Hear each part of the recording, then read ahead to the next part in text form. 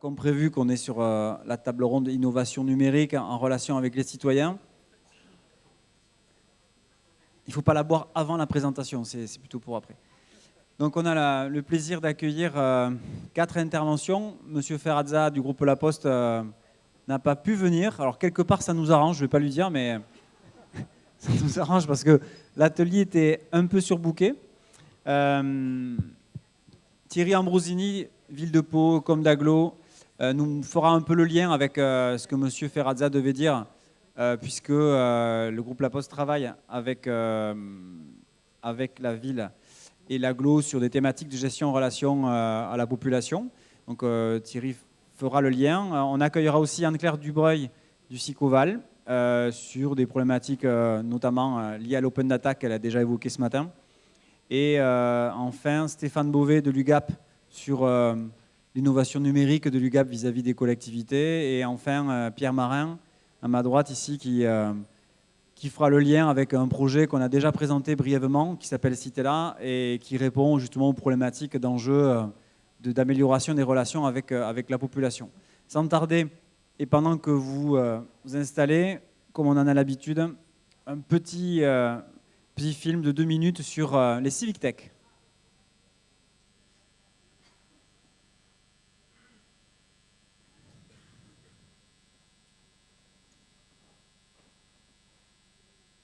Je n'ai plus de son.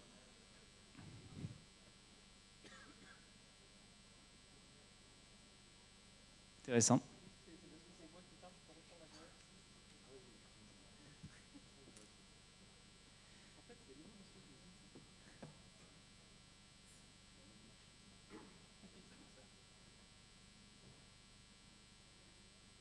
Je n'ai toujours pas de son.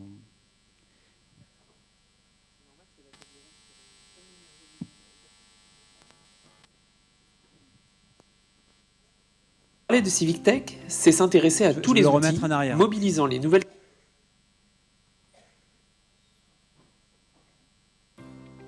Ça y est, c'est parti.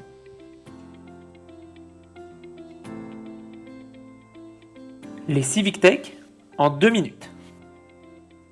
Les Civic Tech, c'est quoi?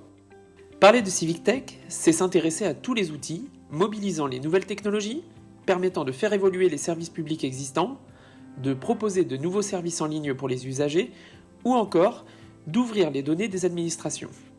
En particulier, les Civic Tech tendent à renforcer le lien entre citoyens et l'administration publique, notamment avec les élus. L'idée est alors d'encourager la population à mieux participer au débat public, aux prises de décision, ainsi que de valoriser l'image de la collectivité. Les Civic Tech viennent ainsi s'hybrider avec d'autres formes plus présentielles de la démocratie et de la communication locale, comme le bulletin municipal, les conseils de quartier, ou encore les accueils physiques. Ainsi, la collectivité devient ouverte 24 heures sur 24 et 7 jours sur 7, en participant par exemple au débat public ou en donnant ses avis sur les services proposés. Les Civic Tech, pourquoi ? Les Civic Tech répondent à plusieurs enjeux importants pour les collectivités locales. Dans la collectivité, les Civic Tech peuvent permettre de moderniser leur système d'information, harmoniser, simplifier, dématérialiser les pratiques et procédures, réduire l'empreinte écologique à travers les économies de papier notamment, évaluer et rendre des comptes en s'appuyant sur des outils de mesure de satisfaction par exemple, mettre en place un management transversal non hiérarchique. Dans la relation de la collectivité avec son environnement, les Civic Tech mettent en relation directement les usagers avec les services. Ainsi, elles peuvent permettre de améliorer la réponse aux demandes des usagers en modernisant les services publics, faciliter et simplifier les démarches administratives en permettant d'avoir un accès 24 heures sur 24 aux services, améliorer la communication avec la population, amplifier la participation citoyenne, d'associer les usagers au choix public et à la simplification des procédures et outils, évaluer des services publics, ou encore de réduire les coûts d'accès à l'information. Les Civic Tech, comment ? Mettre en place les Civic Tech demande de repenser les services publics tant sur leur nature que sur les modalités de mise en œuvre. Ainsi, plusieurs étapes peuvent être engagées dans ce sens. Premièrement, établir un diagnostic initial permettant d'établir une cartographie des services publics existants, mais aussi de définir le périmètre numérique dans lequel ils évoluent. Deuxièmement, réaliser un benchmark des possibilités existantes, organisations publiques ou privées, ou des possibilités innovantes. Troisièmement, mobiliser l'ensemble des parties prenantes, élus, agents de la collectivité et citoyens, à travers des réunions spécifiques par exemple. Quatrièmement, définir un schéma directeur du numérique et un plan de continuité de l'activité qui permettront de se projeter dans le futur. Cinquièmement, mettre en place un accompagnement au changement pour permettre ces transformations et impulser une culture nouvelle. Conclusion, les Civic Tech s'inscrivent au total dans une volonté de transformation des organisations publiques locales, optant pour une plus grande transparence. Elles imposent alors de repenser les modes de fonctionnement en construisant une nouvelle gouvernance locale plus participative, transversale et agile. La mise en œuvre des Civic Tech appelle donc à une transformation numérique des services publics locaux. Compte tenu des pratiques locales encore hétérogènes et balbutiantes, mais aussi des difficultés rencontrées, les Civic Tech appellent une réponse à plusieurs questions. Quelles sont les voies d'innovation numérique dans la relation à l'usager ? Quelle est la place des acteurs locaux dans ces changements ? Le numérique génère-t-il proximité ou éloignement entre usagers et collectivités ? Voilà, pour la dernière fois aujourd'hui, les questions auxquelles nous répondrons. Peut-être applaudir là aussi Pierre. Tout à l'heure, j'ai oublié Fatima. Donc Pierre qui a participé à la réalisation de cette vidéo. Donc je vais là aussi, sans perdre de temps, parce qu'on a déjà assez perdu, laisser la parole à Anne-Claire Dubreuil qui va justement nous présenter les pratiques au SICOVAL. Il y a un fan club. Oui, il y a un fan club, oui. Bonsoir à tous.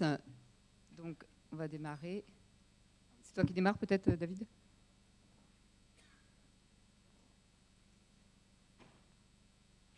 Voilà, on va démarrer donc la présentation. Je vais vous donner à voir un petit peu les éléments de contexte qui sont importants pour comprendre pourquoi le SICOVAL est engagé de manière aussi forte sur la question de la transformation digitale. Et je vais également vous présenter 3 projets très rapidement, puisque le temps est minuté. 3 projets qui sont autour de la gestion relations citoyennes, et la pilote est dans la salle également. L'open data et également une expérimentation autour de la Civic Tech. Ce qui est important à travers ces 3 projets que je vais présenter, c'est la dimension culturelle et l'impact managérial que ça suppose autour de ces 3 projets. Le SICOVAL, très rapidement, donc c'est une communauté d'agglomération qui est au sud-est de Toulouse, traversée par le canal du Midi, qui est un élément identitaire fort pour le territoire, avec une frange nord périurbaine très urbanisée, donc proche de Toulouse, et un territoire beaucoup plus rural, donc vers le sud. Ouais. Voilà quelques éléments de notre portrait de territoire, juste des éléments peut-être, quelques éléments quantitatifs, 76 000 habitants à peu près aujourd'hui, 36 communes, également un territoire extrêmement attractif puisqu'on a à peu près plus de 1500 habitants par an qui viennent habiter le territoire, une population mixte et équilibrée et un très fort réseau d'entreprises liées au numérique. C'est un problème de... Oui, d'accord. Que je vais vous décrire maintenant, avec un écosystème donc, qui a certainement influencé notre manière d'appréhender le numérique au sein du SICOVAL, avec un écosystème de start-up et notamment un réseau qui s'appelle l'IoT Valley autour des objets connectés, extrêmement fort sur notre territoire, avec notamment une licorne qui s'appelle Sigfox autour des objets connectés, et donc un écosystème qui forcément nous a incité à travailler de manière très étroite avec ces entreprises, et on a même monté un territoire d'expérimentation où le SICOVAL est en fait un laboratoire territorial pour ces entreprises et pour leur permettre de tester leurs produits avant de le mettre sur le marché. Donc un village numérique aussi à venir, enfin une très forte ambition autour du numérique. Également important de prendre en compte une dimension, alors moi j'aime beaucoup ce diagramme, cette infographie qui est faite par Démocratie Ouverte et qui fait référence à tout ce qu'on s'est dit aujourd'hui, depuis ce matin, autour de la transversalité, de casser les silos, d'ouvrir les données publiques, de faire de la pédagogie, consulter les citoyens. Voilà toutes les thématiques qu'on a abordées en transverse aujourd'hui, et je trouve que c'est un schéma extrêmement synthétique qui permet vraiment de valoriser cette dimension peut-être d'innovation au sein des collectivités autour de 3 pôles importants: la transparence, la participation et la collaboration, en interne et en externe. Une ambition également qui s'inscrit dans la durée, puisque tout ce travail autour du numérique s'est élaboré depuis septembre 2012 via un schéma autour du numérique et de la communication numérique jusqu'à octobre 2018, où là, on va bientôt implémenter donc, une démarche simplifié.fr, qui est une plateforme qui permet de réaliser des démarches en ligne et à distance, bien sûr. Et entre-temps, vous voyez tout ce qui s'est construit, donc des sites internet, des réseaux sociaux, également une plateforme en test qui s'appelle le Civocratie sur la participation citoyenne en juin 2018, octobre 2017, l'Open Data, et un point de rupture qui est plutôt fin 2015. Auparavant, on était sur des outils plutôt unidirectionnels, où c'est le Sicoval qui parlait à ses habitants. Et depuis fin 2015, on est plutôt sur des outils conversationnels où le Sicoval échange avec ses habitants. Donc on est passé peut-être de la dimension usagée à une dimension plus citoyenne. Encore en gestation, mais qui est à venir. La stratégie qui avait été proposée en 2012 et qui, malgré le changement de gouvernance, est toujours effective aujourd'hui, en fait, on se rend compte qu'on est vraiment dans la mise en œuvre de ces stratégies-là. Je vais parler essentiellement de la stratégie en termes d'enjeux à l'externe, avec le développement de la relation citoyen vers un territoire participatif. Donc on est dans cette dimension construction d'un dialogue citoyen, et également la montée en puissance d'une offre de services en ligne pour une nouvelle relation à l'usager. C'est exactement ce qu'on va mettre en œuvre dans quelques mois avec cette plateforme proposée par l'État, démarchesimplifiée.fr. Donc on voit que depuis 6 ans, il y a une cohérence et une ambition qui a été développée et sur le plan politique et sur le plan technique, avec un objectif principal qui est mettre l'usager au centre de cette dynamique autour de la stratégie de communication numérique, avec un certain nombre d'objectifs autour de l'innovation, de la coopération, ce qu'on voyait à l'instant à travers le schéma de démocratie ouverte.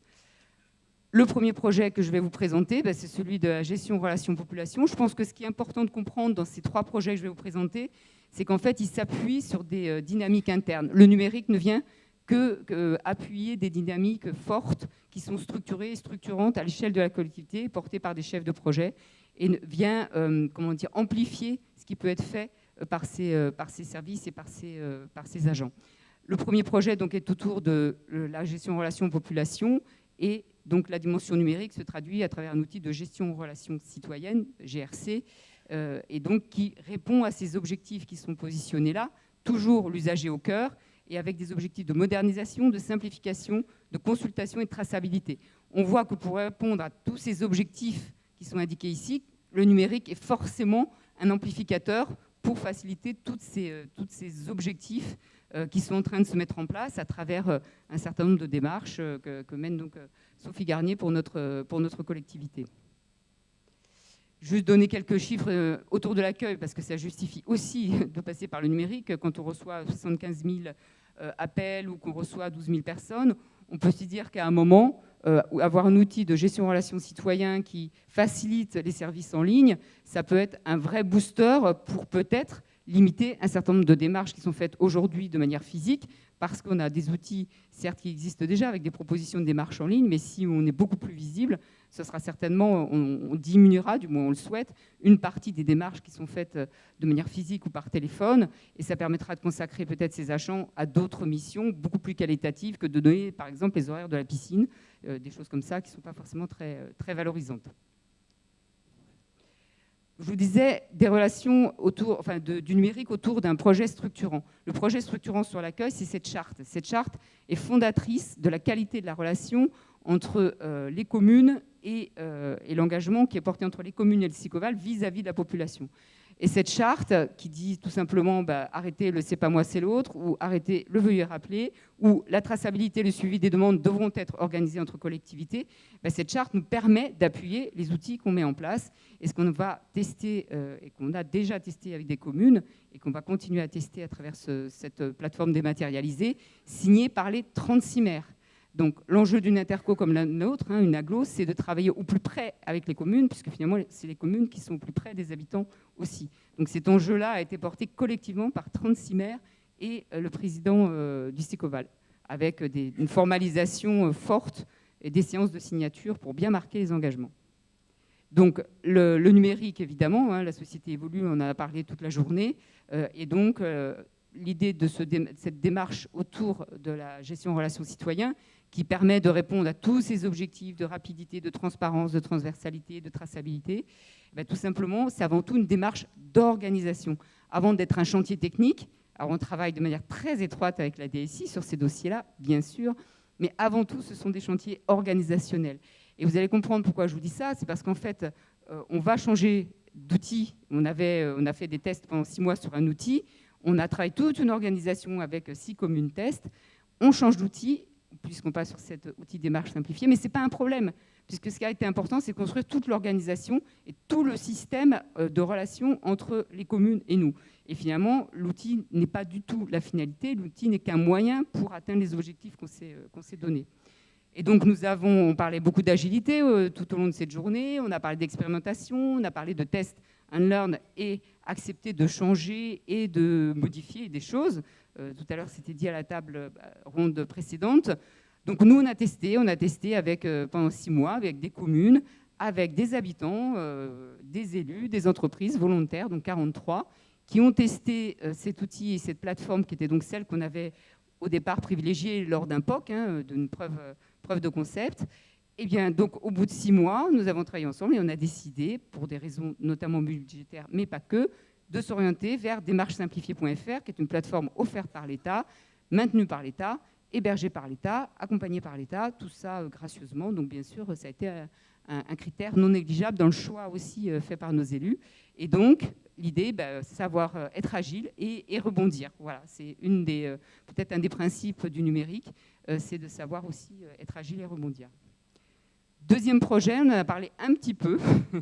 Je vous rappelle qu'il y a quand même des obligations fortes de la loi numérique du 7 octobre 2016, avec application à partir du 7 octobre 2018 pour toutes les collectivités de plus de 3500 habitants. Le SICOVAL a anticipé, et ça a été un choix politique, d'ouvrir ces données avant les obligations réglementaires de la loi, parce qu'il a souhaité mettre en avant 3 grands objectifs autour de Open Data, qui sont d'une part développer des services utiles. On s'est dit, plutôt que maintenir des plateformes, héberger des plateformes, mettre à jour des plateformes, passer des marchés publics, ce serait peut-être plus intelligent, mais on n'est pas les seuls à s'être dit ça en France, mais d'ouvrir nos données. Et puis, il y a tellement un écosystème dynamique autour de nous, il est vraisemblable que nos données seront utilisées et développeront des services utiles. Et on va voir dans la slide suivante, en effet, qu'il y a eu un certain nombre de projets qui ont été réalisés à partir de nos données. Favoriser la transparence publique, on en a longuement parlé aussi. On va ouvrir prochainement nos subventions. Donc, c'est pas rien quand même, je pense, de donner à voir combien on donne et où on donne et à qui on donne.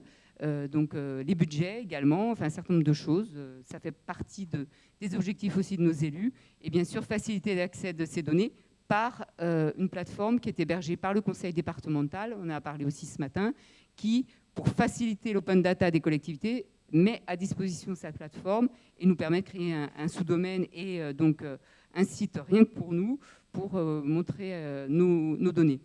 Et derrière tout ça, ce qui est intéressant, c'est qu'il y a un chef de projet culture de la donnée au sein du SICOVAL qui accompagne la transformation et le changement au plus près des agents, puisqu'il y en a à peu près 150 qui ont été rencontrés, et dont la mission, c'est de faciliter la diffusion de la culture de la donnée au sein de la collectivité, que ce soit pour du pilotage, que ce soit pour l'open data, que ce soit pour un observatoire, pour la qualifier, la compléter, la structurer, etc. Donc ça, c'est un élément important, un élément culturel de transformation. Les grandes étapes du projet, juste vous dire, ça a duré en gros 1 an, donc ce n'est pas impossible d'ouvrir ces données, et on peut le faire dans un délai relativement rapide. Et ce qui est important pour nous, aujourd'hui, c'est qu'on travaille de manière extrêmement étroite avec notre écosystème territorial. On travaille avec le Toulouse Métropole, on travaille avec le CD31, avec la région Occitanie, et même avec le SMICA qui se trouve en Aveyron. Et notre idée, c'est de standardiser nos données tous ensemble pour en faciliter la réutilisation. Donc aujourd'hui, on a des grands chantiers autour de la culture, autour de la voirie, autour de la restauration collective, pour en fait avoir des données qui aient exactement le même profil, pour pouvoir après les réutiliser, que les startups aient des facilités de réutilisation parce qu'elles auront toutes le même standard. Donc on essaie de ne pas travailler en vase clos, mais vraiment de travailler tous ensemble. Je vous parlais de réutilisation des services. Voilà la gamme des projets qu'on a en cours actuellement.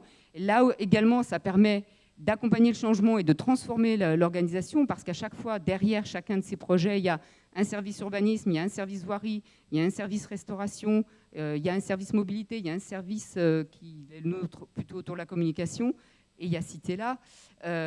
Donc en fait, l'ensemble de ces projets permettent de développer du service. Par exemple, on a signé un partenariat avec Waze, et aujourd'hui, les agents de la voirie saisissent en temps réel les chantiers impactants sur la voirie, et ça remonte dans l'application Waze. Donc, donne de la visibilité au Sicoval aussi par rapport aux habitants qui utilisent aussi Waze ou les gens qui circulent sur notre territoire.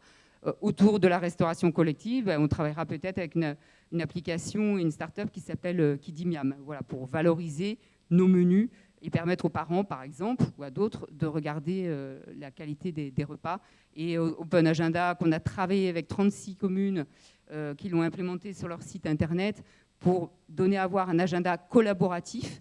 Et aujourd'hui, il y a plus de 90 structures, associations, comités diverses qui saisissent en open data leurs données et donc qui peuvent être rediffusées très largement, et d'autres opérations autour des déchets, autour de l'urbanisme, etc. Le troisième projet, la Civic Tech, en tant que telle, la participation citoyenne. Moi, j'ai une acception un peu moins large de la notion de Civic Tech, mais bon, c'est pas grave. Chacun enrichit la vision autour de ça. Constat, on l'a vu, une société de plus en plus outillée. Je vous encourage à lire les synthèses du rapport du CREDOC sur la question de la transformation digitale et du positionnement de la société sur ces questions-là. Aujourd'hui, il y a quand même une diffusion extrêmement large des outils. Il y a des problèmes d'inclusion numérique, il ne faut pas le rejeter, mais il y a aussi des personnes extrêmement connectées. Et ce n'est pas parce qu'on n'a pas un métier dans lequel on utilise un outil informatique que pour autant on n'est pas connecté. Également une crise de la représentation politique, on en parlait tout à l'heure aussi, avec les chiffres des élections de 2014.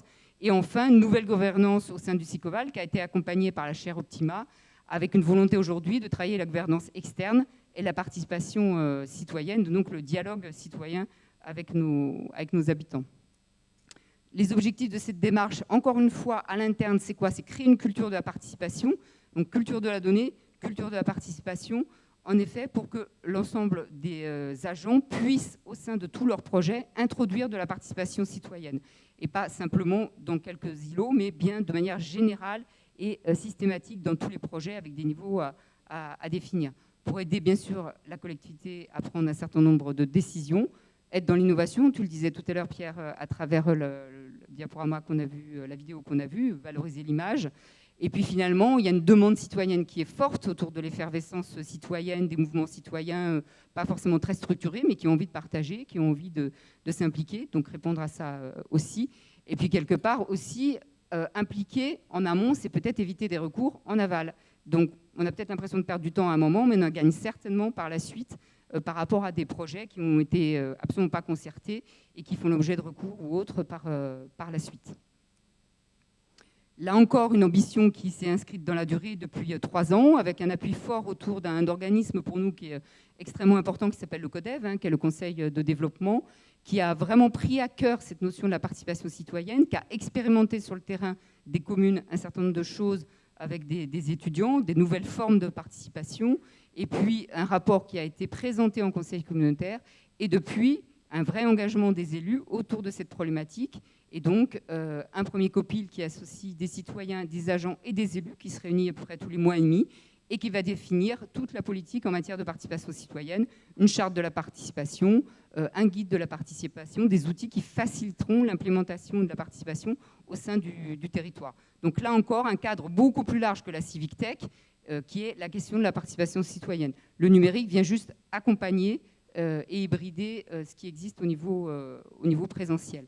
Les préconisations de la commission participation citoyenne, ça relève des éléments qu'on a vus tout à l'heure, mais qui sont importants parce que c'est leur parole, le parole du CODEV qui représente la population, et donc on en tiendra compte dans l'écriture collective, qu'on va avoir des outils autour de la participation. Et un élément important qu'ils ont relevé, c'est peut-être fondateur aussi pour mettre en place de la participation, c'est d'une part que le citoyen peut-être se positionne différemment. Aujourd'hui, le citoyen est principalement consommateur de nos services, client. Peut-être qu'à un moment, il peut devenir un peu plus acteur. Et comment l'accompagner pour devenir acteur?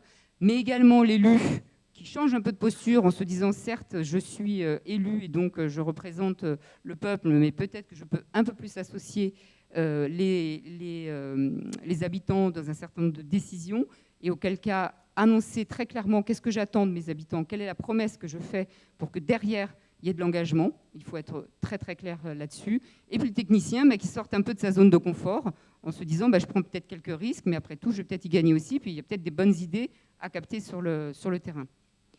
Ce que dit ce guide, donc je ne vais pas vous... Donc ce qu'a relevé donc, le CODEV, qui n'est pas le guide de la participation, mais qui est le guide des recommandations, intégrer l'outil numérique. Et l'enjeu d'intégrer l'outil numérique dans toute cette dynamique, c'est peut-être pour sortir un peu de toujours les mêmes. Vous organisez certainement des réunions publiques, des conseils de quartier, d'autres lieux qui sont des réunions physiques. Très souvent, on a le même profil de personnes un peu âgées, un homme, et qui est déjà bien inclus dans la société, ou qui vient râler parce que ça vient toucher son porte-monnaie. Donc, l'idée peut-être du numérique, c'est de toucher des populations qui ne viennent pas dans ces lieux-là. Alors peut-être des plus jeunes, mais ça c'est peut-être à l'heure de penser que les jeunes viendront parce qu'on parle de numérique. Moi, j'y crois pas personnellement, mais peut-être des personnes qui ne peuvent pas à 18h30 se libérer ou qui n'arrivent pas à s'exprimer face à un public. Donc peut-être que l'outil numérique, c'est une hypothèse, peut faciliter ça.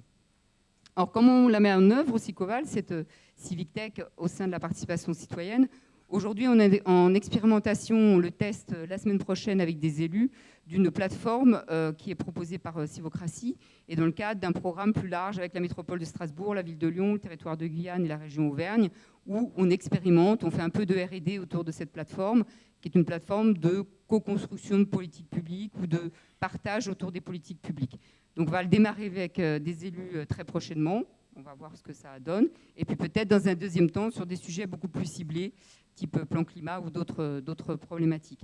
On va également expérimenter, on va dire dès septembre, une plateforme proposée par la chaire Optima qui s'appelle Citella, et avec d'autres collectivités, mais là je laisserai Pierre en parler. Et puis à l'avenir, on peut imaginer peut-être un certain nombre d'autres outils qui permettent de rentrer en relation avec nos habitants. Des chatbots, on a des petits outils, donc ce sont des assistants personnels qui vous permettent de répondre, qui apportent des réponses plutôt très systématisées par rapport à des questions qui peuvent être posées sur une application mobile ou sur un site internet.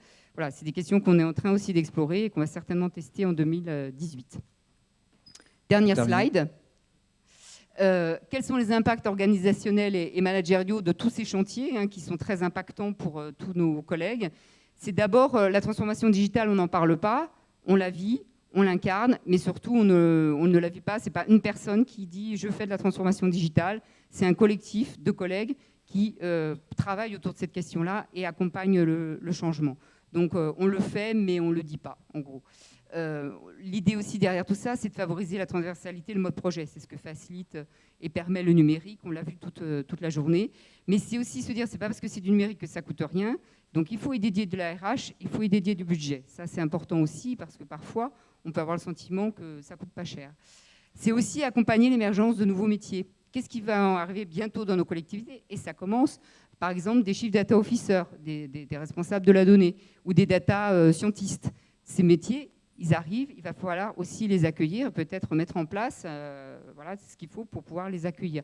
C'est aussi l'évolution des métiers existants et accompagner le changement pour les personnes qui vont voir leur métier bouger.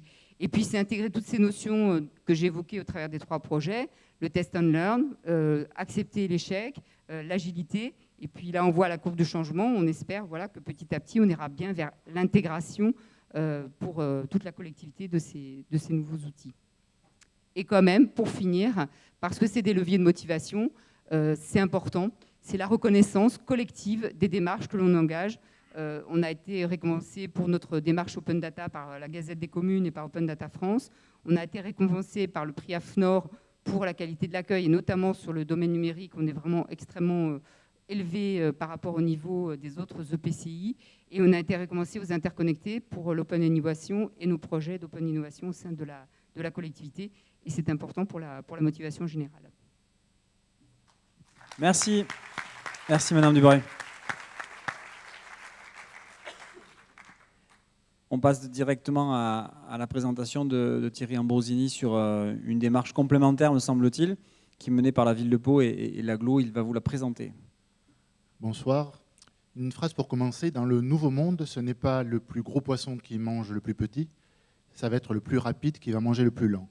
C'est cette phrase-là, alors c'est Klaus Schwab du forum de Davos, donc ça peut paraître un petit peu anachronique de vous parler de Davos ici, mais je le fais exprès pour vous montrer un petit peu l'état d'esprit qui a présidé à la réflexion à Pau et à son agglomération sur un projet qui s'appelle le Collectivity Lab, qui est une démarche en fait en cours d'élaboration, qui est une démarche qui permet d'interroger aujourd'hui l'arrivée du 4.0 dans nos collectivités et comment on peut, à partir de là, essayer de construire une démarche d'innovation qui tienne compte de ces phénomènes-là, mais qui permet en tout cas de défendre les valeurs du service public. Donc le 4.0 a déjà commencé, effectivement, il ne vous a pas échappé aujourd'hui avec l'intelligence artificielle, avec la digitalisation à tout crin, que le comportement des usagers est passé de l'usager au client, qu'il a l'habitude sur les plateformes de commande numérique d'acheter des objets, de se les faire livrer dans les 24 heures, et qu'on peut présupposer qu'il attend exactement le même type d'efficience de la part de nos collectivités. C'est aussi une hybridation des processus. Hybridation des processus, ça veut dire qu'on mélange à la fois du public et du privé, et qu'aujourd'hui, si on attend que les startups fassent le job, on aura des difficultés à pouvoir mettre un petit peu la main sur les grands enjeux en termes de relations à l'usager, ou en termes aussi de l'inclusion sociale des personnes les plus éloignées de l'usage du numérique. C'est bien sûr l'individualisation des produits et des services, puisque, comme je disais tout à l'heure, les populations attendent qu'on s'occupe d'eux et uniquement d'eux. Ça ne vous a pas échappé. Donc le 4.0, c'est de répondre aux attentes des usagers par plusieurs facteurs qui, pour nous, en tout cas, c'est l'approche qu'on choisit à Pau, c'est de mélanger le public et le privé. On part du principe que les collectivités sont en retard. En tout cas, certaines d'entre elles, et donc nous les premiers, puisque moi je parle aujourd'hui uniquement de Pau, je ne me permettrai pas de parler des autres collectivités, mais en tout cas, de manière générale, on peut considérer que des politiques publiques comme celle du social ou celle du commerce sont en retard par rapport à ce que peut proposer le marché, en termes par exemple de garde d'enfants ou en termes de click and collect quand on veut acheter quelque chose dans un commerce local.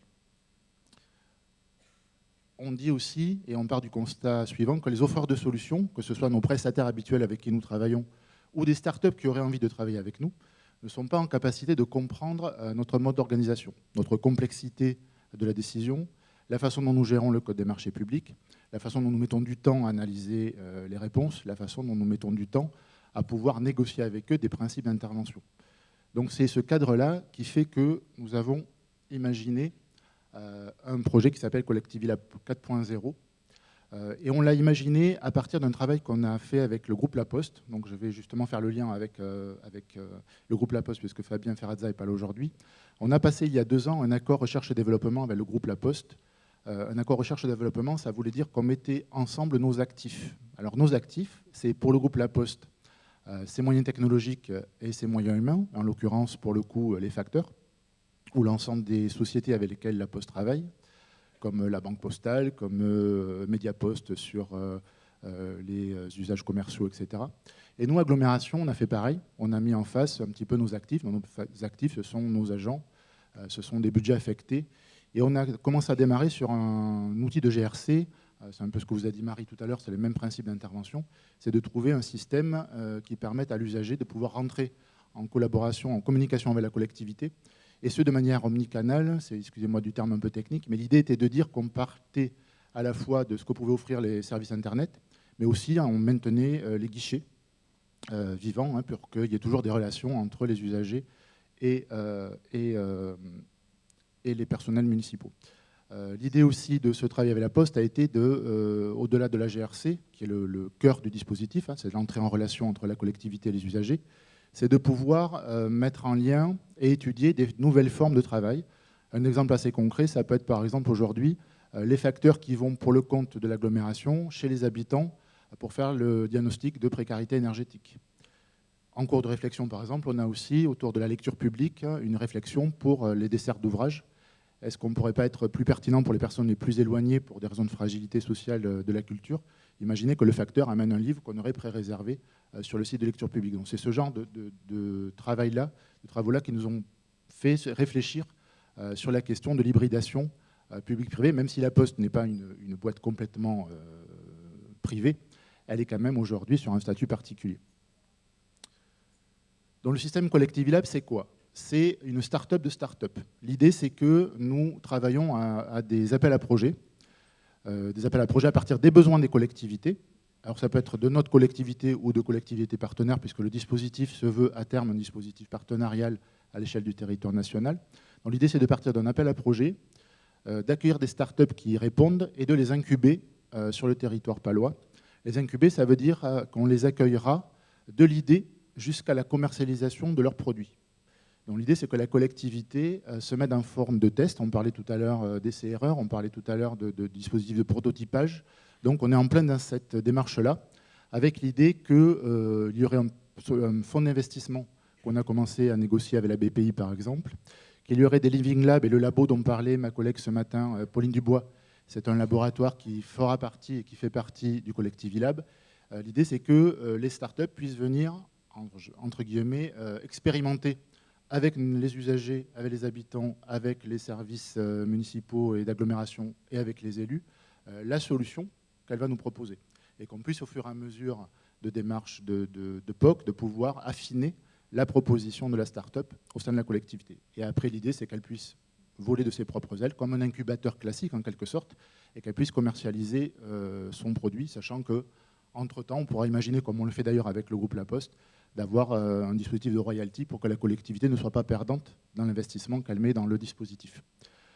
C'est un dispositif, dont je le disais, qui se veut assez large, les collectivités, les administrations et les territoires partenaires.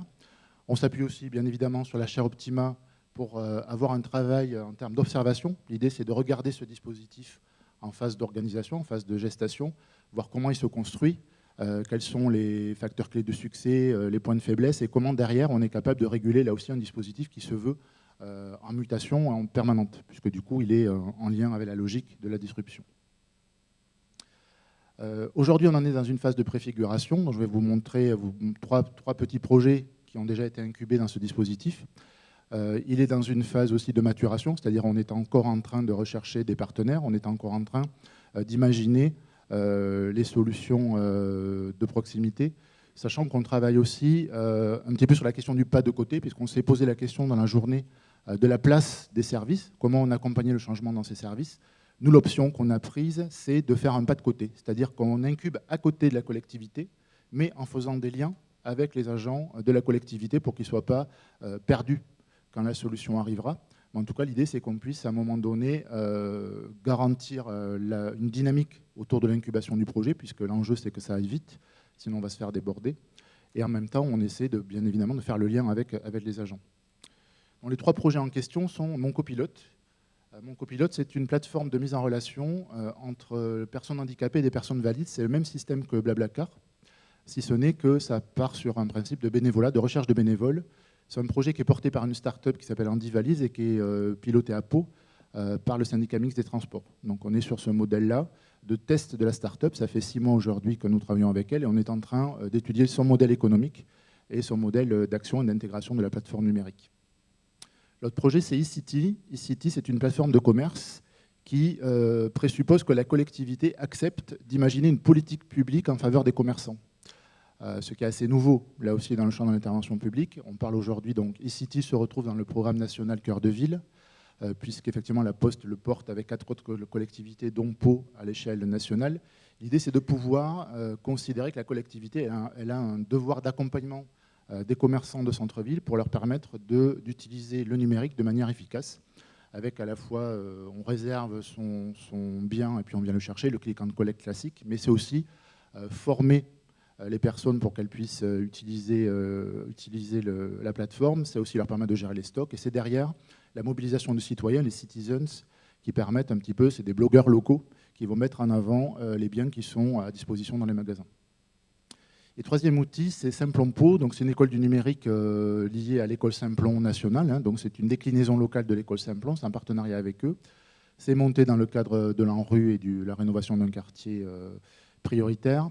Donc là, l'idée aussi, c'est de pouvoir travailler avec des jeunes en difficulté d'insertion, des adultes en difficulté d'insertion dans le champ du numérique, puisque là aussi, on présuppose que l'environnement local et le Collectivilab doit aussi servir à pouvoir derrière associer le plus de parties prenantes du territoire et le plus d'habitants possible, pas seulement ceux qui ont facilité à utiliser le numérique. Je fais la promo du collectif Villa, puisque vous l'avez bien compris.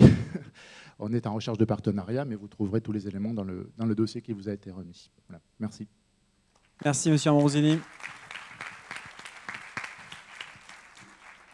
On vous tiendra au courant des avancées, ne serait-ce que dans le prochain colloque de l'année prochaine. On verra où en est le collectif Lab, quelles sont les démarches qui ont intégré la démarche.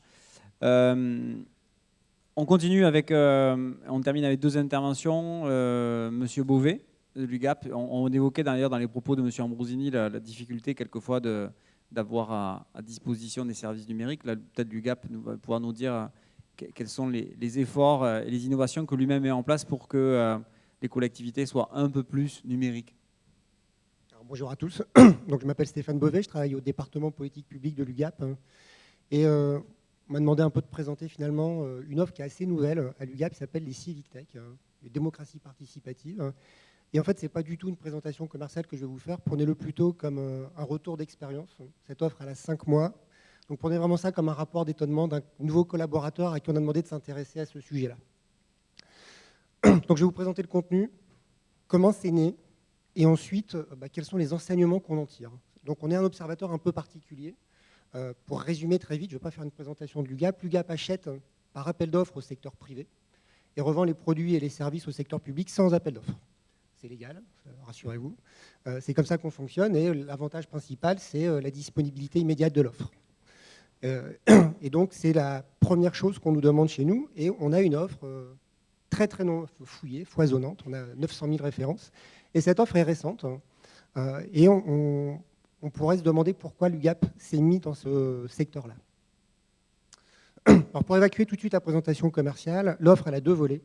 Le premier, c'est l'accompagnement, c'est-à-dire qu'on propose plusieurs entreprises en sous-traitance dans un marché de prestations intellectuelles pour vous aider à concevoir des consultations des citoyens. Les consultations des citoyens, ça peut être, je les interroge sur les rythmes scolaires, je dois aménager une place, je dois établir un calendrier de déploiement de la fibre optique. C'est des consultations qu'on peut mener, on peut faire du budget participatif, c'est-à-dire on demande aux citoyens quelles sont leurs idées pour attribuer 2 ou 5% du budget sur des projets qu'ils vont décider eux-mêmes. Donc ça, cet accompagnement, il faut le faire, comme pour tout le secret dans la préparation, et aussi finalement dans le déroulement. Donc c'est je prépare et je conduis à bonne fin, si je résume cet accompagnement. Et puis la deuxième partie, ce sont des plateformes numériques, parce qu'effectivement aujourd'hui, maintenant, au-delà des ateliers de quartier, c'est surtout le numérique qui permet de faire une bonne partie de ces consultations. C'est le nouvel outil qui se greffe aux outils qui étaient déjà avant. Donc c'est notre offre commerciale, et je vais m'arrêter là-dessus pour juste parler de ça. La question, c'est pourquoi l'UGAP y va déjà ? Alors l'UGAP, on existe depuis 50 ans, on vient de la chaise, on a été créé pour l'éducation nationale pour fournir le mobilier, on achetait des chaises, on vendait des chaises, on ne les revoyait plus jamais, et ça allait à tout le monde. Et ça, c'est l'ancien fonctionnement où l'UGAP est un fournisseur. On a quand même, au-delà de ça, maintenant, on fait beaucoup de choses, et surtout, on commence à s'interroger, puisqu'on commence à peser lourd, sur notre responsabilité, c'est-à-dire l'UGAP fait 3 milliards, est-ce qu'on a des impacts à travers notre activité ? Alors, les premiers impacts auxquels on a commencé à s'intéresser, c'est le développement durable. Mais on a commencé aussi à s'intéresser au développement économique, c'est-à-dire est-ce que sur votre territoire, vous avez des entreprises qui ont accès à la commande publique ? Est-ce que ce sont des PME ? Est-ce que ce sont des PME innovantes ? Et donc, ces sujets-là, plus l'innovation, on a commencé à s'y intéresser. On fait des tableaux maintenant. J'ai entendu que c'était un peu décrié ce matin, mais on fait des tableaux. Et donc, pourquoi on fait ça ? C'est pour les partager avec nos clients et pour les aider, entre guillemets, à évoluer. Parce qu'aujourd'hui, ce qu'on mesure, nous, c'est que la fonction dans la fonction publique, enfin les missions, ont fortement évolué. Nous, celle qu'on connaît le mieux, c'est l'acheteur public. Pour résumer, il y a encore quelques années, on leur demandait d'acheter à peu près le bon produit au bon prix et de ne pas avoir de problème avec le juge. Aujourd'hui, on leur demande finalement maintenant d'avoir une stratégie, d'être capable de s'interroger sur les impacts, sur toutes les parties prenantes, d'avoir une feuille de route avec moins de budget, moins d'effectifs, mais finalement beaucoup plus de responsabilités et beaucoup plus de missions. Et donc là où ça fait son sens, c'est quand on va sur les démocraties participatives ou les civic tech, c'est d'accompagner cette transformation, pas tellement en se disant qu'on va doubler le chiffre d'affaires de l'UGAP à travers cette offre, ce n'est pas du tout l'objet, mais c'est de contribuer à une transformation finalement et d'apporter des outils qui pourront faciliter la vie à certains. Donc voilà pourquoi on y est. En même temps, si je suis honnête, sur la démocratie participative, l'étincelle, elle ne vient pas de nous. Au départ, on a été contacté par les services du Premier ministre qui nous ont demandé de rentrer 4 logiciels dans un marché de distribution de logiciels. Et donc notre première rencontre avec les civic tech, elle était technique, c'est-à-dire c'était des outils, il y avait des fonctions et puis il fallait que ça rentre dans le cadre juridique d'un marché. Et ça, on savait le faire. On a commencé à avoir des demandes clients et on s'est rendu compte que cet outil n'était pas suffisant. Si on fait un parallèle, vous prenez le marteau. Si vous avez un très beau marteau mais vous ne savez pas vous en servir, vos clous ils vont être tous tordus. Et en plus, vos doigts ils vont être tout bleus. C'est à peu près la même chose avec les civic tech et les consultations. Votre consultation peut être mal menée. Et en plus, au lieu de faire adhérer la population, vous risquez d'avoir un rejet de la population. Et donc l'accompagnement pour savoir se servir de ces outils est extrêmement important. Donc on l'a intégré. Et puis en continuant à discuter avec les clients sur certains projets, on s'est rendu compte que ça s'inscrivait dans une vision globale. Tout à l'heure, ça a été présenté par le Sicoval. C'est pas je fais une consultation en one shot, même si pour l'instant, à travers l'UGAP, les faits me donnent tort. Mais il y a une vision qui est plus globale. Et donc on est sur souvent finalement une logique un peu de smart city, un mot à la mode qui ne veut plus dire grand-chose. Mais les civic tech, la démocratie participative, ça touche à la gouvernance. Et c'est le chapitre le plus transversal qui soit finalement sur la smart city et qui va alimenter les autres pour la prise de décision et pour le pilotage. Donc comme je vous le disais, on vend ça depuis 5 mois. On n'a pas un objectif de chiffre d'affaires exorbitant parce que ce n'est pas si évident que ça à vendre. On a tiré quelques enseignements. Le premier, en fait, c'est qu'il y a finalement dans les clients qu'on rencontre 3 types de clients. Il y en a qui connaissent déjà, qui pratiquent déjà, on n'a rien à leur apporter quasiment. Il y en a qui sont vraiment très dubitatifs. Et finalement, le fait que notre offre existe, ça permet au moins de leur présenter pour sensibiliser. Ça sert au moins à ça. Et puis il y a une dernière catégorie qui voudrait bien y aller parce qu'elle se rend compte qu'il y a une pression sociale, une exigence, une transformation sociétale, mais qui ne sait pas comment le faire. Ce qui donne tout son sens à la prestation d'accompagnement qu'on cherche à vendre. Ça veut dire qu'on a besoin de clés méthodologiques. Et donc, encore une fois, c'est quelle consultation je veux faire, vis-à-vis de quel public. La population, ce n'est pas une masse homogène qui va réagir comme un seul homme. Donc il faut être capable, entre guillemets, un peu de les segmenter, de savoir qui interroger, de savoir qui répond à travers les plateformes et de savoir analyser l'ensemble. Donc ça, ces clés méthodologiques sont assez importantes. Encore une fois, ça revient à l'histoire du marteau, finalement. Si on ne vous aide pas, si on ne vous apprend pas, ça va être douloureux, en plus d'avoir des clous tordus. Et puis, ça a été dit ce matin à plein de fois, ça a un impact organisationnel fort. C'est pour ça qu'on vend les prestations d'accompagnement à travers, justement, nous, les prestations en conseil en organisation. Il ne s'agit pas d'avoir 2 stagiaires à la com qui vont se mettre à répondre aux commentaires ou aux questions des citoyens sur la plateforme. On est sur des sujets qui peuvent être techniques et les experts sont en interne dans les collectivités, dans les ministères, et c'est eux qui vont être mobilisés. Et peut-être qu'ils n'ont pas l'habitude de ça. Donc peut-être qu'il faut les former, peut-être qu'il faut les outiller, et peut-être qu'il faut aussi leur apprendre à travailler ensemble. C'est-à-dire que si vous êtes sur un sujet qui regroupe plusieurs compétences, qui est interdisciplinaire finalement, dans la collectivité ou dans le ministère, il faut que la réponse, la synthèse, tout ça soit fait de façon coordonnée. Et globalement, ça intègre de l'organisation des process. Et ces process, ils viennent se greffer sur toutes les modifications que vous subissez aujourd'hui. C'est-à-dire qu'on a vu ce matin plein d'exemples où vous êtes mobilisés et à chaque fois, on vous repose la question d'organisation. Parfois, c'est à travers la QVT, c'est ce que j'ai entendu tout à l'heure, mais parfois, c'est à travers des projets. Et donc, cette partie-là est importante. Alors, encore une fois, je viens de vous le dire, les faits me donnent tort, puisqu'on est très souvent sollicité pour de l'urgence. C'est-à-dire pas le temps de penser à tout ça, finalement. On répond quand même. Mais aujourd'hui, factuellement, c'est un peu ça qui nous arrive. C'est que ce soit des ministères, des grandes régions, des départements, éventuellement des petites collectivités qui nous achètent que les plateformes et pas l'accompagnement. Aujourd'hui, les faits me donnent tort, mais j'espère qu'au fur et à mesure, ils me donneront raison. Donc ça, c'est à ça que sert l'offre, et même quand on ne la vend pas, finalement, encore une fois, son existence a une utilité de mon point de vue. Par contre, on observe aussi quelques freins. Alors le premier, je ne l'ai pas noté d'ailleurs, c'est le mot civic tech. Ce mot civic tech, c'est un anglicisme, et il dit le mot tech. Et donc ça peut donner l'impression que ce sont des outils numériques qui sont réservés à des initiés. Et si on n'est pas initié, finalement, on ne va pas savoir s'en servir. Donc maintenant, on utilise plutôt le mot démocratie participative. Parce que d'ailleurs, finalement, il représente un peu mieux ce que ça veut dire. Le mot tech, il engendre aussi une peur du hacking. C'est-à-dire que vous êtes quelqu'un dans une collectivité, vous avez peut-être peur que votre opposition utilise votre plateforme pour fausser les résultats. Alors, je ne dis pas que ce risque il est inexistant. Par contre, quand on discute avec les entreprises que l'on a, il a l'air d'être plutôt réduit, arrivé relativement peu souvent, mais encore une fois, on peut être interloqué par ce qu'on a pu lire sur la presse, dans la presse, sur des élections anglo-saxonnes qui auraient pu être faussées par des interventions à un moment. Je ne peux pas dire que ça n'a jamais existé. Un des autres freins concerne la contradiction, c'est-à-dire que vous ouvrez un dialogue avec des citoyens, une catégorie de citoyens, peut-être qu'ils ne vont pas être d'accord avec ce que vous proposez. Peut-être qu'ils vont proposer quelque chose d'autre. C'est de la contradiction, on va dire, mais dans le bon sens du terme. Qu'est-ce qu'on fait de ça? Est-ce qu'on va être habitué à ça? Ça peut être un frein, et surtout que derrière, il faut savoir réagir. C'est-à-dire que si les citoyens ne sont pas d'accord, ils n'ont pas forcément raison. Mais c'est-à-dire qu'à ce moment-là, il faut continuer d'expliquer. Et puis parfois, il faut accepter qu'on s'est peut-être trompé dans ses propositions.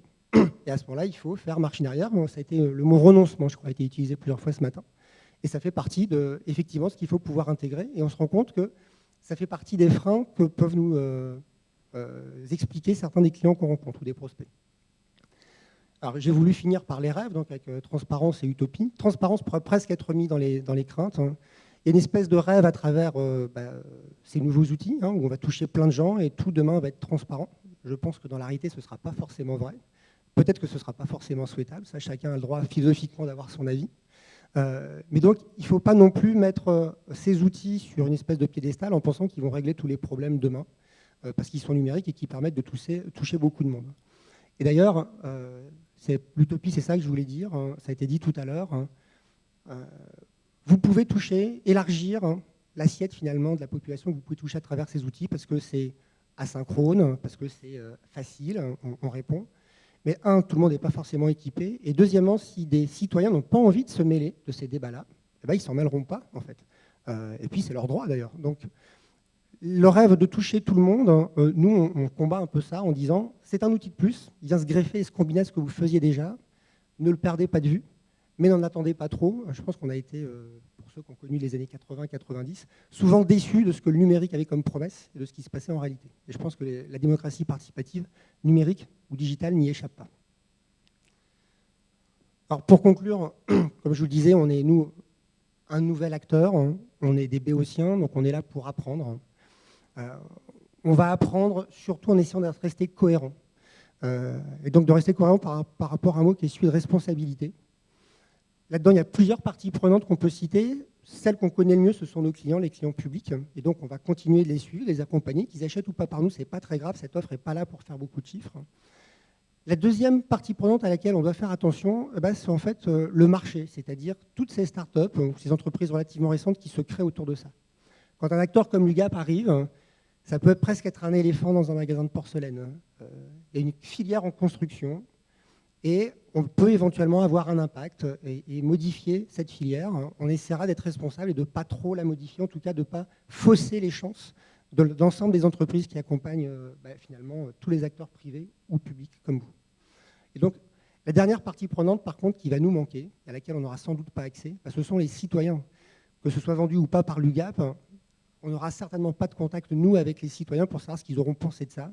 Je pense que c'est plutôt les travaux de la chaire Optima qui nous permettront, à travers des témoignages et des études, d'en prendre conscience.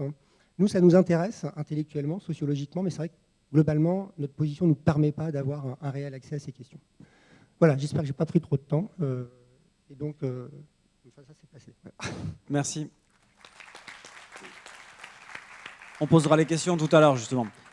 Dernière présentation, il s'agissait ici de valoriser un projet qu'on avait évoqué l'année dernière, puisque l'objectif de la chaire, un peu comme l'UGAP le disait à l'instant, c'est aussi d'aller vers le marché, vers le milieu économique, dans une espèce d'hybridation public-privé. Et donc on a créé un projet l'année dernière et qui a vécu cette année, qui sera plus ou moins mature en fin d'année 2018. Donc on souhaitait vous le présenter, c'est Pierre Marin, mon collègue, qui le fait. Bien, merci. Alors, je sais que vous n'êtes pas resté pour m'entendre, mais plutôt pour venir écouter mon collègue Bachir Mazouz qui fera la conclusion, j'ai bien compris. Mais on m'a dit de faire vite, donc j'ai à peu près 2 minutes pour vous dire que si tu es là, c'est de la dynamite. C'est en quoi un outil, grosso modo, il va pouvoir nous aider à mettre en place de l'évaluation des politiques publiques et puis surtout à rénover nos modes de fonctionnement. Donc en quoi cette innovation numérique, eh bien, elle vient en support de tout ça. Alors l'idée principale, c'est, vous parliez tout à l'heure des smart cities, mais c'est d'aller vers, on l'a repris ici, une ville plus facile, à haute qualité de vie, et puis aussi pouvoir utiliser l'ensemble des données pour rendre les villes plus compétentes, plus démocratiques. Vous évoquiez la démocratie participative, on s'inscrit dans ça. Donc nous, on est parti de ce cadre-là. On est parti aussi d'une expérience sur le terrain. Vous le savez, hein, vous avez compris, on accompagne un certain nombre de terrains avec la chaire. Et partant de ces constats-là, eh bien, on a essayé de créer un outil parce qu'on ne fait pas que chercher. Nous, on essaye aussi de trouver. Alors là, on a essayé de trouver 2 ou 3 petites choses pour simplifier le quotidien et surtout pour apporter peut-être des débuts de réponse, en tout cas sur l'évaluation. Donc, quelques constats qui sont importants, c'est des difficultés, notamment pour les acteurs locaux, à communiquer sur les politiques publiques. Alors, des difficultés parfois par un mode de communication rigide, mais en tout cas trouver de nouveaux moyens. Donc, rendre compte de manière directe de l'action locale des collectivités. Ça fait partie des choses qui préoccupent, hein, on l'a entendu dans la journée, qui préoccupent les collectivités locales et d'être dans cette dynamique-là. Une opinion citoyenne qui est souvent absente du débat public local, on l'a évoqué aussi précédemment, avec un exemple de c'est toujours la même personne qui vient, on fait des conseils de quartier pour faire de la démocratie participative, mais finalement on y retrouve ceux qui n'ont pas été élus, les représentants des associations locales bêta gamma lambda, et puis aussi permettre à ceux qui ne s'expriment jamais de s'exprimer, à ceux qui n'utilisent pas forcément le service tous les jours, de aussi s'exprimer. Par exemple, si je devais demander aujourd'hui l'utilité ou la qualité de ces EIT, je vais m'adresser à vous et pas à ceux qui potentiellement ne sont pas venus pour X ou Y raison, alors qu'ils pourraient aussi potentiellement s'exprimer sur l'utilité de cette journée. Mais en l'occurrence, nous, on va, quand on va évaluer notre prestation du jour, s'adresser à vous et en plus, on a la chance de vous connaître, on a vos mails, on va pouvoir vous envoyer un questionnaire, vous serez gentil d'y répondre, je le dis au passage, ce qui nous permet de nous améliorer d'année en année. Donc l'idée là ici, c'est de valoriser la vie de ces citoyens qui sont parfois peu ou pas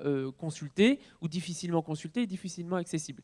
Et puis prendre des décisions éclairées dans un contexte financier contraint, ça aussi c'est un constat qu'on a pu faire, c'est que le robinet s'étant refermé de plus en plus, vous l'avez constaté, si vous trouvez une solution pour le rouvrir, vous nous dites, mais nous on va plutôt sur l'enjeu de faire des choix réfléchis en prenant en compte les besoins. On l'a évoqué ce matin dans la politique sociale, c'est les besoins existent-ils et est-ce qu'on y répond? Alors derrière, si tu es là finalement, c'est cette boucle-là, c'est des collectivités qui donnent accès à de l'information locale, c'est-à-dire d'aller récupérer de l'information locale, donc on connaisse cette information, que la population puisse consulter des événements et des services, hein, que ce soit un événement, par exemple un concert, ou ça peut être un service, l'accès à la piscine, on l'évoquait tout à l'heure, l'horaire c'est bien, savoir qu'en plus elle existe c'est encore mieux, et savoir qu'il y a un bassin, 2 bassins, etc. L'internaute il va pouvoir créer un compte et donner son avis, pouvoir commenter un petit peu sur le principe de TripAdvisor par exemple, si je devais faire un parallèle, et l'avantage pour la collectivité, c'est de recevoir ces avis et de pouvoir les analyser avec un certain nombre de tableaux de bord qui sont déjà préétablis. Donc il y a plusieurs objectifs qui sont derrière. Bon, je vais les passer rapidement, mais surtout sur les modalités. C'est référencer l'ensemble des services publics sur un territoire donné. Ça, c'est la première chose. Je vous l'ai évoqué avec la piscine. Et c'est agréger des données des plateformes de l'État. Donc, par exemple, data.gouv, data tourisme, c'est-à-dire avoir connaissance de cette donnée, aller la récupérer et la remettre à disposition. Donc ça, c'est une première communication descendante. Alors vous allez me dire, ça, on le faisait plus ou moins bien, mais c'est d'agréger toutes les données qui sont réparties un peu partout, parfois. Et faire de la communication descendante. Communication montante avec une opinion publique activée, c'est un outil de notation et c'est une justification de cette notation par un commentaire. Pourquoi le commentaire est important? Parce qu'il permet aussi l'amélioration continue du service. C'est comprendre pourquoi je mets 1, je mets 2, je mets 3 ou je mets 5 par exemple sur 5. Donc ça c'est important pour pouvoir réaliser une analyse et améliorer le service de manière continue. Et derrière c'est pouvoir avoir des avis qui sont consolidés dans un tableau de bord et qui sont aussi répertoriés en fonction des politiques publiques de la collectivité. C'est-à-dire que ce service-là entre dans telle mission de la collectivité, entre dans telle politique publique de la collectivité, et au final, que ça puisse servir à l'évaluation des politiques publiques de la collectivité. C'est aussi l'objet de cet outil, c'est permettre une évaluation externe des services et des différentes activités de la collectivité, donc une évaluation de la politique publique qui est souvent absente de nos évaluations. Je dis souvent que pour évaluer en interne, on commence à bien savoir faire notre organisation, on l'a vu tout à l'heure avec la partie RH, on pourra en parler longuement sur la partie finance, sur la partie organisationnelle. Par contre, quid de la vie des citoyens et de l'adéquation de nos services avec les besoins des citoyens. Donc ça, c'est cette évaluation externe qui souvent est absente de l'évaluation globale des politiques publiques. Aujourd'hui, en gros, on a une bonne évaluation externe, hein, c'est le droit de vote et le vote, parfois, qui n'est pas corrélé d'ailleurs avec la réussite ou pas des services ou des politiques publiques. Donc, et derrière, une justification des écarts avec l'analyse des commentaires, je vous le disais. Et donc des matrices, bon, aujourd'hui c'est cette représentation-ci qui est là, avec des matrices sur l'importance plus ou moins forte ou la satisfaction plus ou moins forte des différents services au regard des différentes politiques. Donc l'idée de la plateforme, c'est une mise à disposition de manière automatique ou de manière souhaitée par la collectivité, en push ou en allant chercher l'information à travers une géolocalisation, une évaluation des différents services qui sont proposés ou des différents événements et une analyse à travers des tableaux de bord simplifiés, une analyse des différentes activités pour faire remonter une évaluation des politiques publiques. Je n'ai pas tenu 2 minutes, mais j'ai fait vite. Merci Pierre, merci. Alors pour compléter les propos de Pierre, c'est un projet qui mature déjà depuis 1 an. On a reçu une aide au financement par une société d'accélération et transfert de technologie qui est une société publique-privée qui se situe à Bordeaux, Aquitaine Sciences Transfert en l'occurrence, qui nous a permis d'avoir des moyens de déployer l'outil. Donc l'outil est en phase de finalisation et on commence les tests avec des partenaires, dont notamment le Sicoval, la ville de Pau qui sont ici représentés et d'autres collectivités qui vont rentrer dans le périmètre.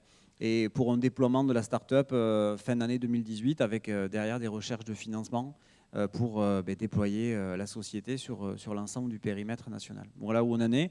On vous en reparlera petit à petit l'année prochaine, j'espère, positivement, en espérant qu'on aille au bout de l'aventure. Car ça en est une.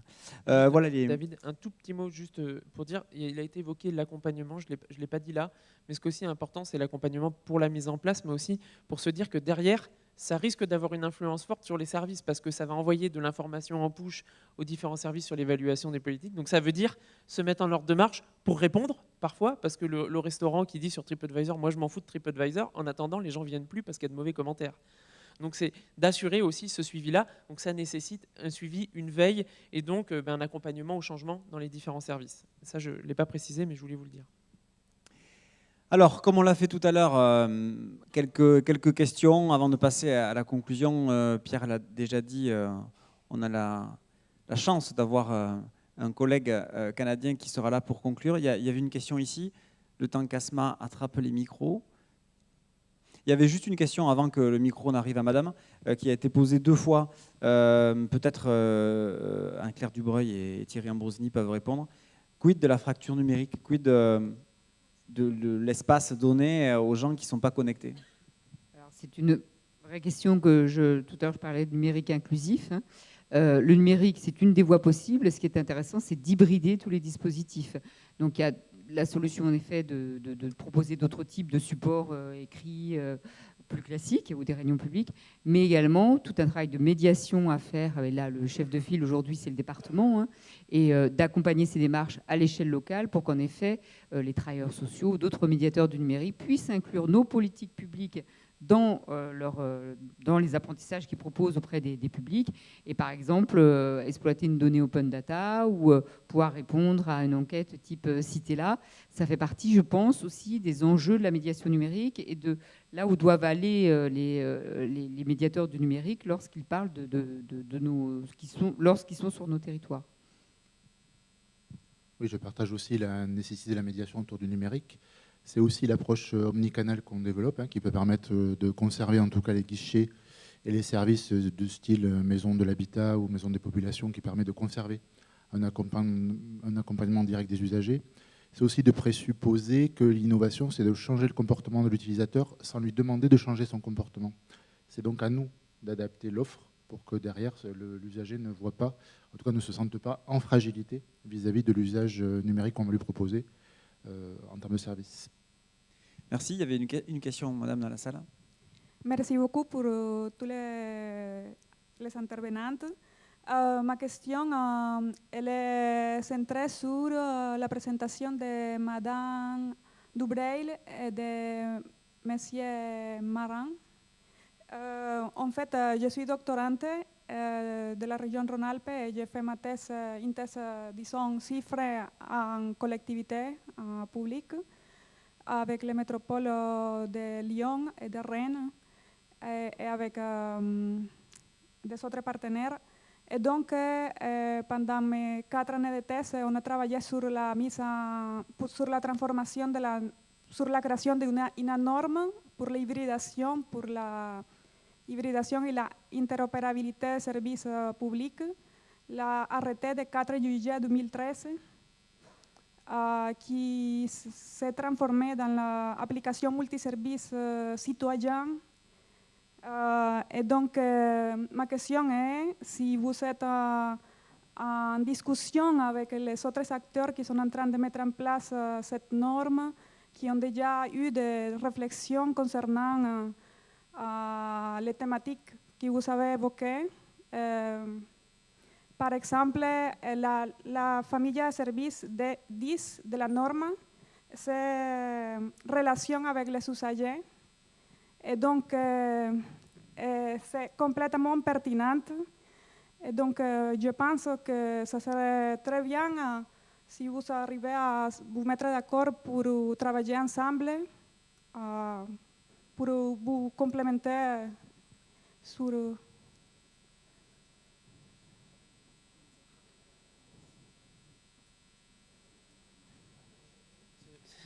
Si j'ai bien compris la question, parce que ce n'était pas forcément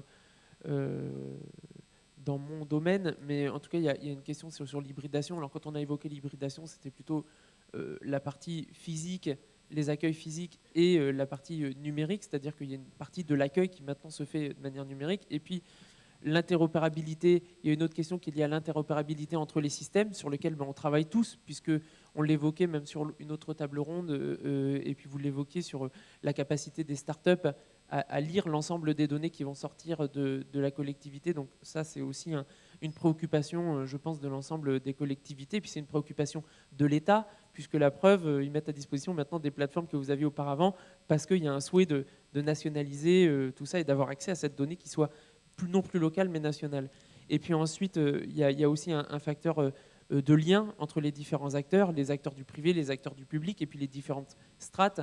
Et ça, ce travail-là, nous, on se veut être un vecteur de cette collaboration entre les différents acteurs, et on se porte d'ailleurs candidat pour toujours assurer ce lien. Et on le remarque sur les opérations qui sont réalisées soit par l'agglomération paloise avec une collaboration avec des acteurs tels que La Poste ou d'autres acteurs privés, j'évoquais le cas des startups, et d'autres organismes privés. Il y a une collaboration qui se met en place de manière locale et on observe ce même mouvement au niveau national. Et là, on est en plus sur une forme qui est assez intéressante, c'est de remonter de la bonne expérience locale et reprise au niveau national, vous l'évoquez avec cette plateforme. Et donc là, il y a vraiment un travail de collaboration. Après, sur des détails précis d'application, ça, c'est des choses qui sont peut-être plus spécifiques. Okay. Je ne sais pas si on a répondu totalement à votre question, mais sur l'idée de normes et d'interopérabilité, il y avait un exemple qu'on avait cité, c'est Data Tourisme. Ça a un impact, c'est qu'en fait, il faut que toutes les informations touristiques soient structurées de la même façon sur un territoire qui est un territoire national, et ce n'est pas facile. Donc, il y a un mouvement autour de l'open data qui est fait aujourd'hui pour que justement l'ensemble des données puissent être structurées de la même manière et qu'elles puissent ainsi mieux communiquer les unes avec les autres. En fait, c'est une norme sur les données open data qui cherche à regrouper les données de transport, services, santé, culture, tourisme, en fait, tous les services publics en 10 familles de services.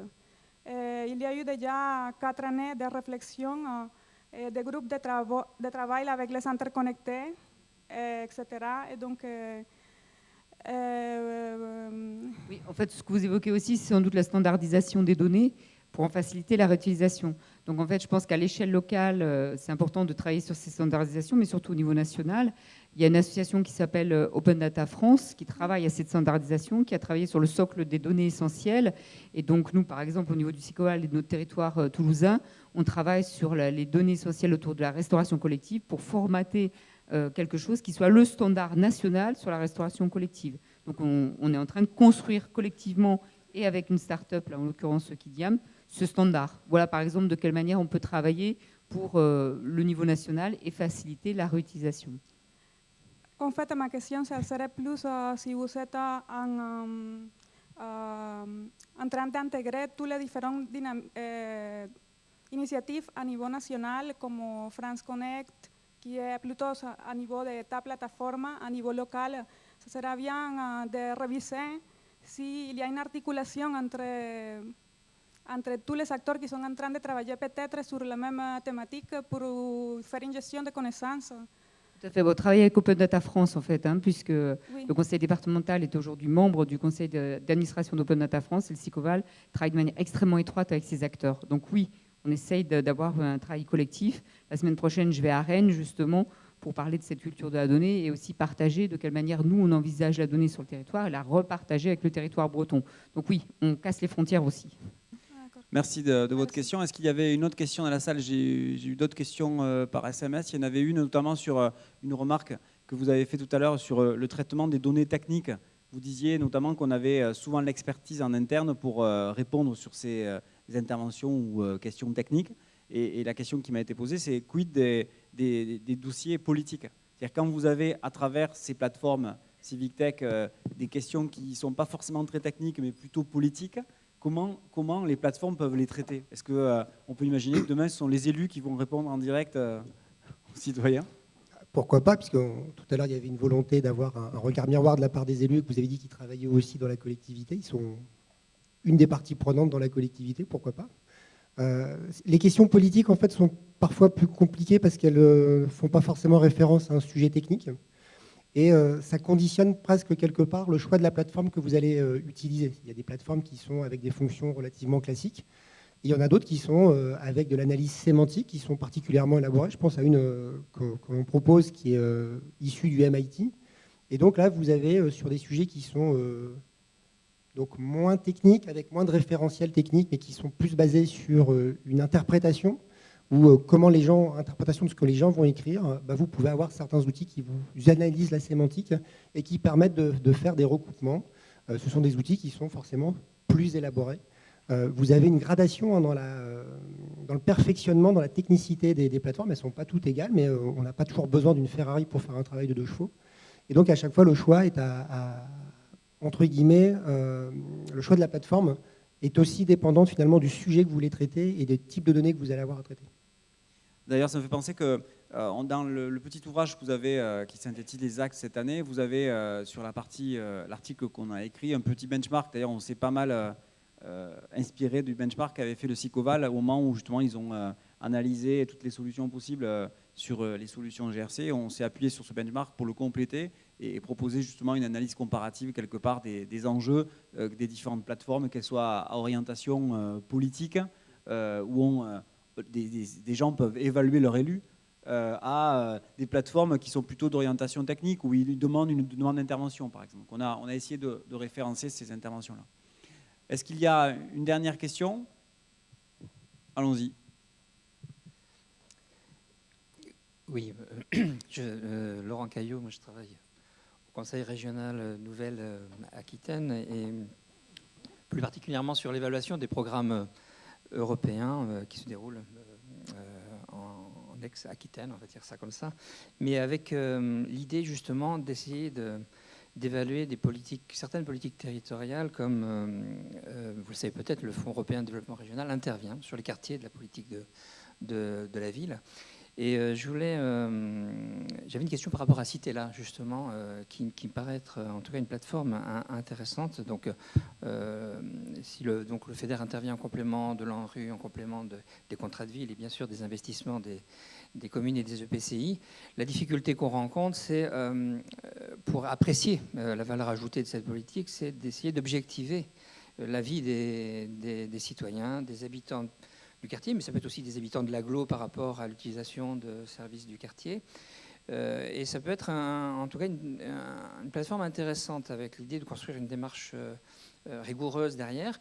Et puis, pourquoi pas aussi de confronter l'avis des habitants sur la qualité des équipements qui ont pu être mis en place, de la hiérarchiser, parce qu'il y a une échelle d'importance, il y a une échelle aussi satisfaction qui est intéressante, et puis de confronter peut-être cet avis aussi à l'avis des acteurs de la politique de la ville, qui n'est pas forcément la même vision des choses. C'est-à-dire qu'on peut avoir peut-être dans l'idée qu'un équipement est pour nous plus important, mais que pour ceux qui vivent dans le quartier, c'est peut-être pas celui-là qui est plus important, c'est peut-être pas l'équipement, c'est peut-être pas la piscine, mais c'est peut-être le dégroupage du THD, enfin j'en sais rien, enfin qui se voit moins, mais qui compte plus dans l'amélioration de la vie des habitants, puisque c'est bien l'objectif premier, en tout cas de certaines politiques, c'est d'améliorer les conditions de vie, mais on est à court souvent de ressources, de moyens pour essayer d'apprécier et d'objectiver cet avis. En tout cas, ça me paraît une piste de travail intéressante. Vous l'avez compris, en fait, l'idée, c'était de dépasser les frontières organisationnelles, une commune, un département, une région, un opérateur, mais interroger les politiques publiques. Et c'est ce qui est visible vis-à-vis de l'usager. L'usager, à la rigueur, on l'a évoqué tout à l'heure, se fout de savoir que ce soit la commune ou le département qui mettent à disposition un service public. Ce qu'il veut, c'est que ce service public existe et réponde à ses besoins. Donc, c'est ce qu'on essaie de faire avec Citella. Et ça permet aussi, justement, de croiser les regards entre les différents acteurs et peut-être s'apercevoir que les perceptions sont différentes entre ces acteurs-là. Mais ça peut être ces acteurs, ne serait-ce que par rapport à leur localisation géographique. On peut avoir aussi un impact du territoire quant à la perception d'une politique publique. Donc l'idée, c'est de travailler dans ce sens-là et de fournir en fait un outil d'aide à la décision des élus pour orienter soit leur projet de mandat, leur stratégie, mais aussi orienter leur budget et les choix budgétaires qu'ils pourront réaliser. Donc c'est bien l'ambition. Exactement. Et nous, l'idée, en fait, on en parlait à midi hein, quand on parle d'évaluation. Pour moi, quand on parle d'évaluation de la performance, l'analyse de la performance est aussi dans une analyse dynamique. C'est aussi se comparer à soi-même dans le temps. C'est comment évolue la perception en fonction des actions que nous avons menées sur notre territoire, en fonction des actions passées, et voir si les actions que nous menons ont un impact positif sur le territoire demain. Donc c'est aussi, quelque part, une évaluation un peu continue. Le contraire un peu de ce que faisait tout à l'heure Madame Guir au département, où on avait plutôt l'impression, je voulais poser la question, que c'était des évaluations ponctuelles. L'idée, c'est de rentrer à terme dans une évaluation continue par l'analyse de la perception du citoyen, et que le citoyen puisse donner son avis à différents moments du temps sur une même politique publique. Je vous propose qu'on arrête là pour laisser le temps aux derniers intervenants de clôturer la journée, que je vais l'appeler. D'abord, on remercie nos intervenants sur cette dernière table ronde.